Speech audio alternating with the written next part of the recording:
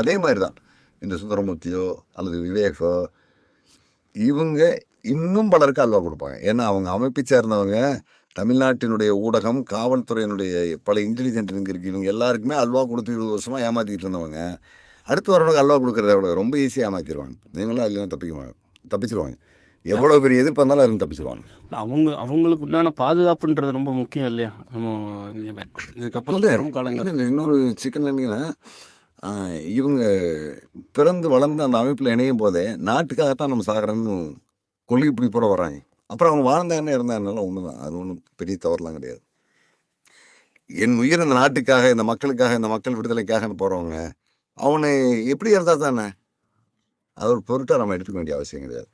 அதை கடந்து எனக்கு இருக்கிற ஒரு ஆத்மார்த்தமான ஒரு விஷயம்னா, யார் தப்பு செய்திருந்தாலும், எந்த இடத்தில் தப்பு செய்திருந்தாலும், எந்த இடத்தில் மக்களுக்கு தெரியாத ஒரு செய்தி நடந்திருந்தாலும் அதை தெரியப்படுத்துறது ஒரு பத்திரிகையாளனுடைய கடமை. அதை நான் செஞ்சுருக்கிறேன். இதனுடைய பாதிப்பு இப்படி வருமா இப்படி வருமானதெல்லாம் இருந்தாலும் எனக்கு அது 2வது பட்சம் தான். முதல் காவல்துறை தரப்பிலும் இந்த மாவோயிஸ்ட் அமைப்பு தரப்பிலும் வீரப்பன் தரப்பிலும் என்ன நடந்தது அதை மக்களுக்கு சொல்லணும். அது ஒரு ஊடகம் சார்ந்திருக்கிற என்னுடைய அடிப்படை கடமை. அதை நான் செஞ்சுருக்கிறேன். அதனுடைய பின்விளைவுகளை பற்றி நான் யோசிச்சிருக்கேன்.